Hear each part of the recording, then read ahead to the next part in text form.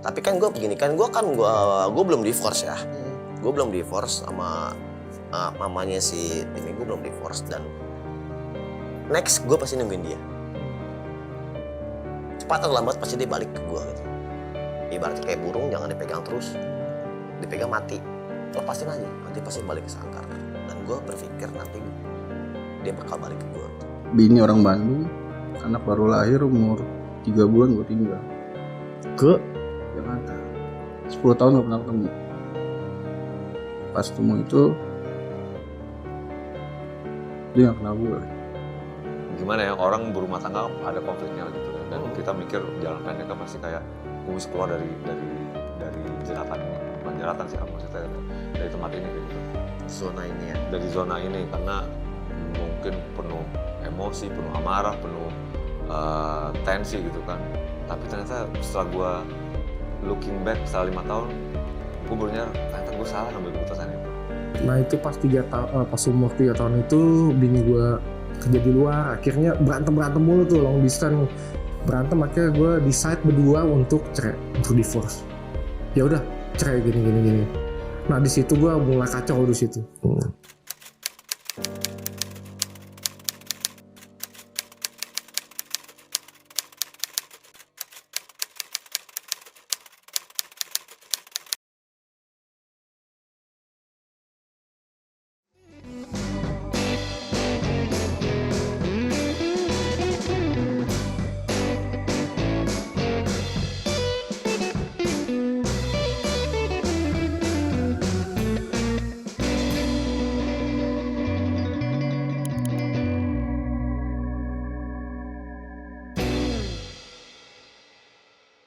Oke Lex, tadi kan juga lo ngurus anak juga gitu. Itu salah satu Anak gue dong.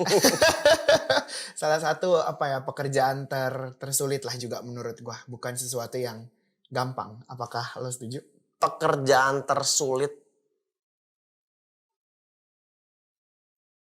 nyari yang namanya mama baru, cuy. Tapi kan gue begini kan, gue belum divorce ya. Gue belum divorce sama mamanya si Timi, gue belum divorce, dan next gue pasti nungguin dia. Cepat atau lambat pasti dia balik ke gue gitu. Ibaratnya kayak burung, jangan dipegang terus, dipegang mati, lepasin aja, nanti pasti balik ke sangkar. Dan gue berpikir nanti dia bakal balik ke gue gitu.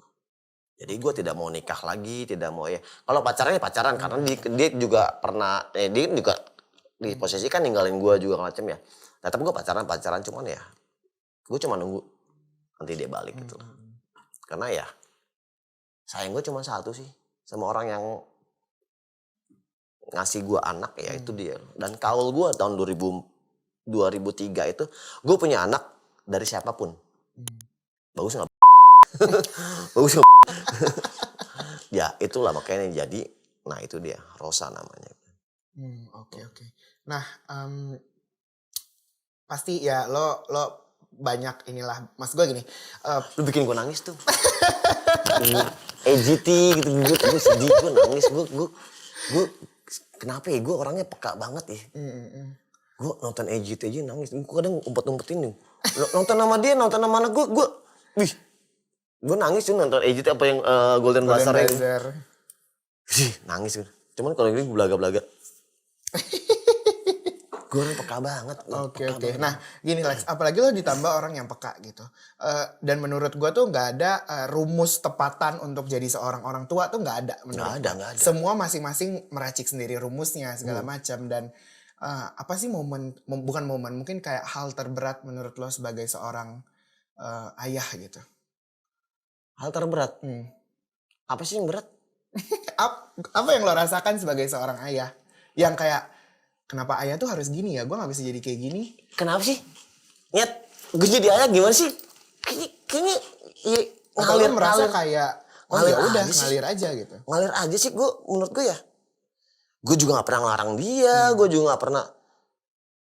Kalau zaman dulu kan kayak, makanya gue ada jokes yang lucu ya. Dulu orang tua, anak dulu 90-an takut sama yang namanya sapu lidi, ban pinggang, rotan. Anak sekarang takutnya apaan? Nggak ada wifi, HP habis kuota, Powerbank. nggak ada sih. Iya, itu kita nggak ditakutin lagi. Sama anak milenial tuh kita nggak ditakutin lagi. Dan udah tidak layaknya orang-orang tua seperti kita sekarang udah ini buat memukul, tidak boleh. Ajak aja anak itu ngobrol bareng, anak gue juga nongkrong bareng sama gue, dan gue tidak ada punya ketakutan gue adalah kalau anak itu buntingin anak orang, cuy. Bahaya sih. Awas lu ya. Jangan senyum lu. Surat terbuka untuk Timmy ya. Iya, lu buntingin anak orang, lu gue gebukin lu, sumpah lu. Sama dia pakai narkoba, gue gak suka.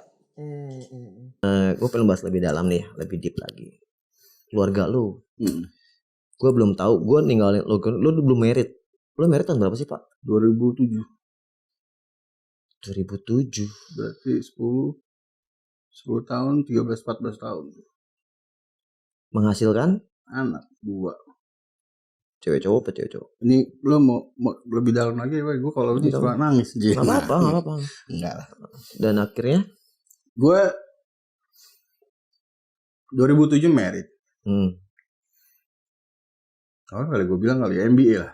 Ya kan gue juga MBA, dan lu ketemu anak gue juga MBA. Kenapa harus malu dengan MBA? Iya gitu, maksudnya kan ya gue ngomong aja gitu. MBA. Karena waktu itu masih ngepang banget kali ya. Gak bisa diatur. Bini orang Bandung. Anak baru lahir umur 3 bulan gue tinggal. Ke Jakarta. 10 tahun gak pernah ketemu. Pas ketemu itu dia gak kenal gue. Oh, pas lu tinggalin itu 2000 itu lu kesini dan ketemu kita ngeband ya? Iya. Dan gue baru tahu lo cerita ini, serius gue baru tahu ini. Lu kagak pernah cerita sama kita. Fana pun nggak tahu. Fana pun baru tahu pas udah kejadian. Rame-rame gitu. Dan sekarang anak lo itu umur berapa? 13 tahun. Di SMP. Dan dia nggak kenalin lo? Udah kenal. Sekarang udah kenal. Saat umur 10 tahun dia nggak kenal. Prosesnya lo untuk berkenalan dengan anak lo tuh gimana, Pak? Lu nyamperin dia kah atau lu sesangar-sangarnya, sekeras-kerasnya, sebandel-bandelnya cowok ya? Kalau gak dianggap anak tuh kayaknya nangis lah gitu gue. pasti lah, ciut lah. Kita punya naluri. Cuman gue gak mau tunjukin kalau gue nangis depan dia. Itu kapan tuh? Awal lo ketemu sama dia dan bilang gue tuh bokap lo gitu. Itu kapan tuh? 2016. Lo ke Bandung tuh? 2016 2017 2016 lo ke Bandung apa 2000? Iya, ke Bandung nemuin tuntutan dari mantan bini gue yang memang dia bagus juga sih, maksudnya ngingetin gue lagi. Lo tuh bapaknya, lo harus ayo lo ketemu dong, gue kasihan sama lo gitu katanya. Lo enak ya masih dikasih ya, that's why lah gue bersyukur ya. Ya gitulah. Dan akhirnya lo ketemu anak lo. Ekspektasi gue tuh gede lagi. Gue bisa peluk ya. Dalam perjalanan Bandung. Gue bisa peluk. Gue bawa mainan. Makan bareng. Gak tau ya? Kayak kenal. Apa yang anak lo pertama kali ketemu lo ngomong apa gitu? Om siapa? Terus dari istri lo atau ibunya ngomong apa? Jelasin ke gue, ke anak. Kalau apa namanya? Gue tuh di bapaknya gitu. Perlu waktu yang untuk meyakinkan seorang gitu, anak apalagi anak. Apa namanya? Dia udah puluhan tahun lo tinggal ya. Mungkin kesel kali ya. Nah, 1 tahun kemudian gue datang lagi. Terus? Mulai pertanyaan itu muncul. Apa itu? Kenapa ninggalin aku? kenapa nggak ngasih uang aku, kenapa nggak sekolahin aku, kamu kemana aja gitu. Dan ternyata dia tahu gue bapaknya, tapi dia nggak mau, saking kesel. Dia bilang ke temen-temen, bapak gue udah mati, kuburannya Jakarta. Oh dia taunya bokapnya udah meninggal. Dia yang buat Buat statement sendiri gitu ya. saking dia kesel. Bikin keselnya gitu. Iya. Emaknya yang ngasih tahu, nih bapak kamu di YouTube, ini bapak kamu. Terus apa yang lo ungkapkan dengan lo ngejawab pertanyaan anak lo yang Nggak bisa, kritis gua gitu? Lo diam cuma nangis gitu. Masa gue cuma minta maaf aja gitu. Cuman apa, gue gak bakal ninggalin lagi, maksudnya gue minta apa gue peduli. Jadi bukan minta harta, enggak. Kasih sayang kan? Lu datang aja gue, berapa sih papa gajinya, gak bisa sampai datang gitu. Aku kan darah daging papa, anak pintar lah. Maksudnya gimana ya, Sekritis itu dia ngomong seperti itu. dia pintar banget sampai gue gak bisa jawab beneran. Gila mati kata lah kita anak. Gue makanya gue bilang sesangar-sangarnya, sebajingannya laki-laki gitu ya, ketika dihadapin seperti itu Lulu lah langsung pasti. nggak tahu apa harus buat itu. Ngejawab Dan aja. lu maaf potong. Dan lu ceritain nggak kalau kenapa alasannya lu ninggalin ibunya dan lu Gue nggak cerita. mau cerita. Biar ditahu sendiri aja. Gue cuma bilang. Dan ibunya tidak pernah mau ceritakan. Gue bilang udah. Kalau dia tahu ya nggak apa-apa. Berarti udah dewasa kan lagi. Udah punya mikir. Kalau sekarang taunya ya emang gue salah gitu. Lo kenapa ninggalin? Karena pikir lo lagi tuh nggak ada duit di sana. Bukan apa ya? Itu yang tadi gue bilang. Gaya-gaya ngepang, masih jiwa pang. Egonya muda yang ninggalin, tidak mau bertanggung jawab ngurusin gitu lah. Tapi bilang maafkan papa, maafkan. Tapi lo sama istri lo udah mantannya udah divorce katanya. Oh iya, udah dikunanya juga. Udah married lagi. Oke, kita udah ngebahas itu. Dan sekarang gue married lagi, punya anak. Dari situ gue gak mau ngelakuin lagi gitu. Jadi benar gue jadi seorang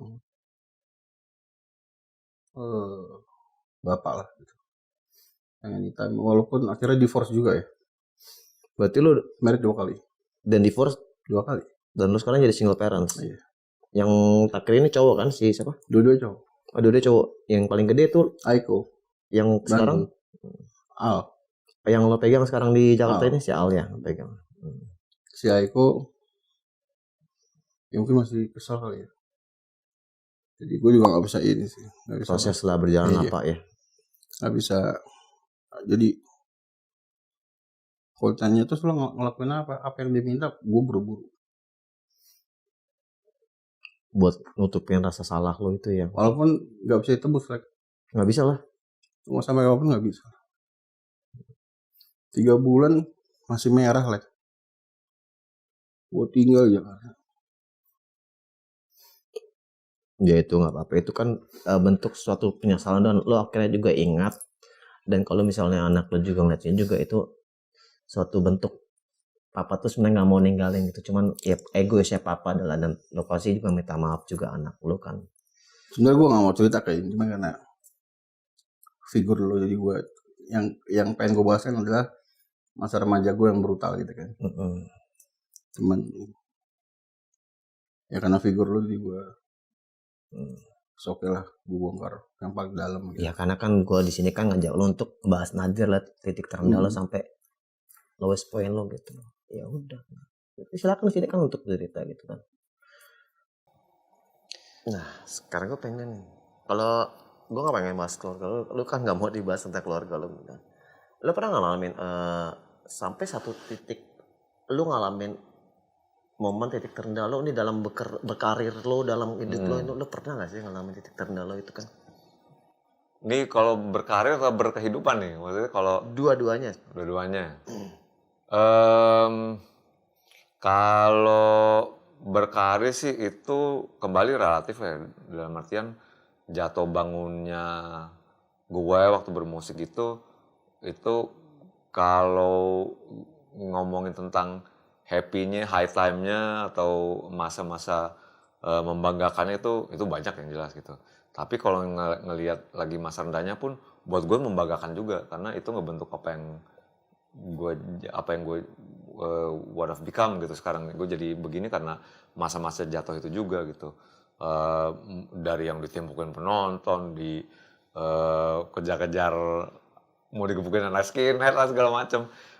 Itu banyak gitu. Cuma kalau tapi bukannya Berantem salah satu band paling ikon kalau misalnya pensi, ya kan? Iya.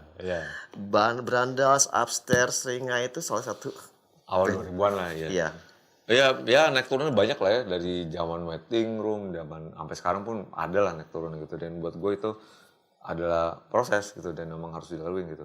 Tapi kalau di kehidupan pribadi, nah ini another different story karena nah kalau buat gue itu titik terendah mungkin itu 2015 terjadi di saat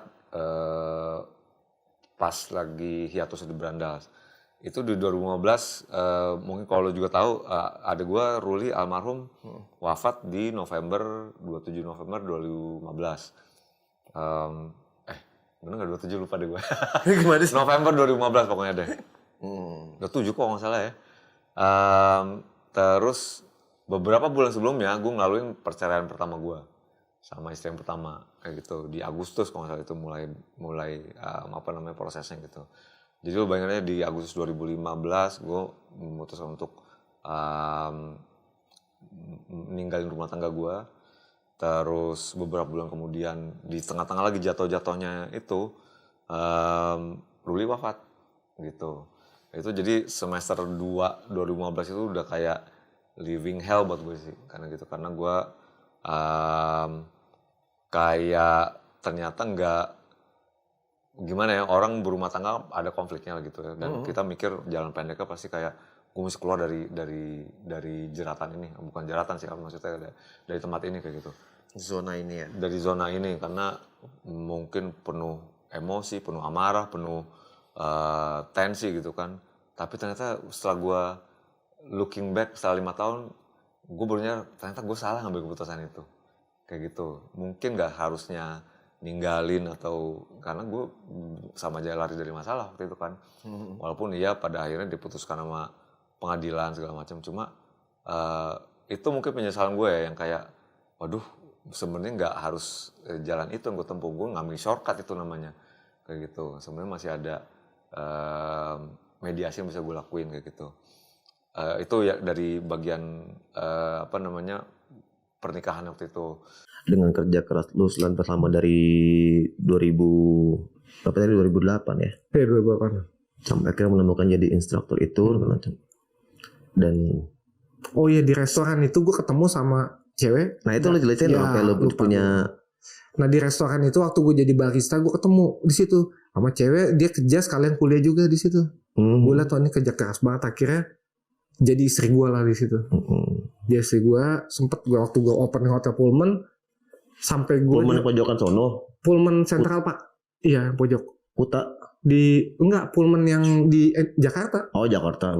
Jadi pas gue merantau sini dia ngikut kan gue ya udah akhirnya serius, akhirnya gue nikah di Jakarta. Dan satu hotel ya sebelum gue kerja di hotel tuh gue nikah udah suami istri tapi kan kakak masih pisah semua kan masih pengurusan. Nah syaratnya di hotel Pullman ya jadi ngomongin nggak boleh suami istri di situ. Jadi gue sempet ngerahasiain ya tapi ya namanya orang nggak udah berlalu juga lah nggak bego juga lah bilang pasti tahu lah gitu. Nah di situ lucunya di situ gue kan ngerasain satu departemen lagi. Dia di operator, gue di concierge kerjanya.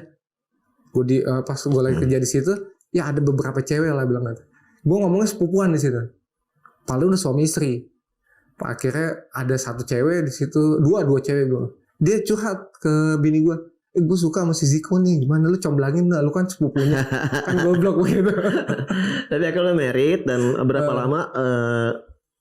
Gue married lumayan lama sih, sekitar 6 tahun. Dari pacaran semua, gue married itu 2012. 2012 ya. 2011 dah. Sebelum open yang Development, ingat banget tuh. Gue married, nikah, akhirnya namanya bini gue bukan orang Jakarta kan. Dia pertama ngantau Jakarta, dia nggak suka, dia ngeliat, wah ini kalau Akhirnya di mana? dia Bali Jawa. Oh. Dia Bali Jawa. Jadi dia pas ke Jakarta kan dari Bintaro naik motor itu 1 jam, pulang 1 jam. Crowded banget ya, ngeluh. Capek. Kadang kan schedule-nya beda sama gue nggak bisa nyamain juga kan. Akhirnya dia pusing, waduh gue mau balik ke Bali. Ya udah kalau balik ke Bali, setahun dia nggak kuat, dia balik ke Bali. Gue setahun lebih, akhirnya gue susul lagi ke Bali. Tapi di situ gue punya anak dulu. Waktu di Jakarta sempat punya anak, baru gue ke Bali. Pas gue di Bali itu, baru di situ tuh titik gue mulai ya banyak ini apa? Mulai agak nggak harmonis hubungan gue sama dia. Akhirnya dia memutuskan untuk kerja di Dubai. Terus gue bilang, gimana nih anak, gimana, kan udah ada suster, kata bilang itu ada ibu-ibu waktu itu yang ngejaga anak gue. Waktu itu anak gue masih umur 3 tahun, 2,5 tahun, 2,5 tahun. Gue bilang, gila nanti kalau di rumah nggak ada si mbaknya udah pulang, gue gimana nih? Gue bilang, gue gak pernah ngurus anak kan, gue taunya kan cowok itu kan ngurus kerja aja pulang, udah nyari duit aja. Terus akhirnya dia mutusin kerja untuk di Dubai, dan emang di situ gue banyak gue sama dia banyak nggak jujurnya sama dia gue banyak kesalahan sama dia, gue akuin. Penyebab perceraiannya juga dari pihak gue, bukan dari dia. Udah divorce, akhirnya divorce ya? Udah divorce officially. Pas anak umur? Pas 2,5 tahun. Sampai gue pas gue ngurus anak itu, sampai gue ngomong lu, gue pokoknya bahasa gue tuh udah binatang apa segala macam, pulang lu gini, gue nggak bisa ngurus anak nih, gue bilang gila lu. Gue kerja di hotel waktu itu di Sofitel Bali. Sofitel Bali, sampai gue kan GM situ orang Perancis kan, gue pegang kan, gue situ udah jadi PT di situ. Pas gue bilang gitu, anak gue situ di office, manajer gue tahu, anak kamu taruh sini aja kamu. Dulu pembantu gue meninggal, babysitter gue meninggal. Oh. Jadi gue bilang, aduh gimana di Bali, asal tau ya kalau lu merantau di Bali pas susah banget nyari pembantu atau babysitter. Iya nggak bisa. Susah banget, kecuali lu pakai yang nyewa per jam itu. Per jam mahal banget begitu kan. Berarti lu mulai udah lu mulai divorce, berarti lu udah mulai sama anak lu berdua sebagai single parents dari mulai umur 3 tahun. 3 tahunan. Sampai sekarang ini 10 tahun ini sama gue terus. Sama lu terus si. Oke, itu perjalanan hidup lu kan. Berarti itu momen-momen titik terendah dalam hidup lo ya. Iya. Momen-momen lu kesepian lo banget dong, ngalamin sampai lo bilang lu juga udah berapa kali berkenalan sama cewek tapi tidak ada yang cocok karena mungkin Tuhan yang itu. Udah sempat pacaran setahun 2 tahun putus, setahun 2 tahun, paling lama 2 tahun. Karena belum ada yang serak juga, karena kan kita kan kalau misalnya punya cewek kan nggak harus terima kita juga, harus terima anak kita. Terus mungkin ada trauma kali ya gue, jadi dikit-dikit cewek kesalahannya kecil aja, udahlah nggak males gue gitu. Iya, sama gue juga begitu sih. Itu jadinya udah ya mau dengan dibilang anak dah. Orang sekuat apapun kalau udah masalah kayak begitu krusial banget lah. Apalagi anak lu cewek ya, lo harus jagain banget kan gini. Dapat yang udah klop sama anak, sama kitanya nggak klop. Iya. Udah klop sama kita, sama anak nggak bisa. Udah klop dua-duanya, agamanya beda, ada aja. Gue selalu beda. Gue selalu beda. Kalau apa sebenarnya? Nasrani ya Pak? Gue Nasrani. Dulu Muslim gue awalnya. Oh lu pindah jadi? Iya. Nyokap gue kan Kristen, bokap gue Muslim. Oh itu. Nah itu pas umur 3 tahun itu bini gue kerja di luar, akhirnya berantem mulu tuh, long distance berantem, akhirnya gue decide berdua untuk cerai, untuk divorce. Ya udah cerai gini. Nah di situ gue mulai kacau di situ, udah nggak karuan dah. Anak gue waktu itu dapat penitipan juga si keluarganya ibu meninggal itu. Setiap anak gue titipin, gue kerjaannya tuh gue dugem hancur situ segala macam, sempet ya narkoba sempet lah waktu itu. Akhirnya gue lumayan stres pas setiap gue mabuk, gue pulang, gue ngeliat anak, gue nangis paling. Gue ngeliat anak nangis. Cuma sepi ya, lu cuma ngambil hiburan, cuma gitu, padahal sebenarnya diri lu itu sepi gitu. Lu nggak ada kehilangan istri juga, orang tua juga, nyokap udah mau juga ya. Dan di Bali pun nggak ada saudara sama sekali kan gue, paling keluarga istri. Nggak mungkin gue curhat sama keluarga istri. Lu bingung harus cerita ke siapa nih. Akhirnya ya udah gue sempet sekitar berapa tahun tuh, sampai 2 tahunan, sampai gila itu gue. Jadi duit habis cuman untuk itu aja, kerjaan gue begadang, olahraga, begadang, nggak ada istirahat sama sekali. Sampai gue pernah ketarik dari leher sini sampai punggung belakang itu kekunci semua, otot gue semua. Sampai teriak gue, akhirnya gue telepon temen gue, dijemput dimasukin UGD kan. Kata dokter, ini ngapain aja begini? Ternyata nggak ada istirahat, katanya nggak boleh kamu begini kan, mau bahaya nih katanya bilang. Lu forsir semua tuh ya.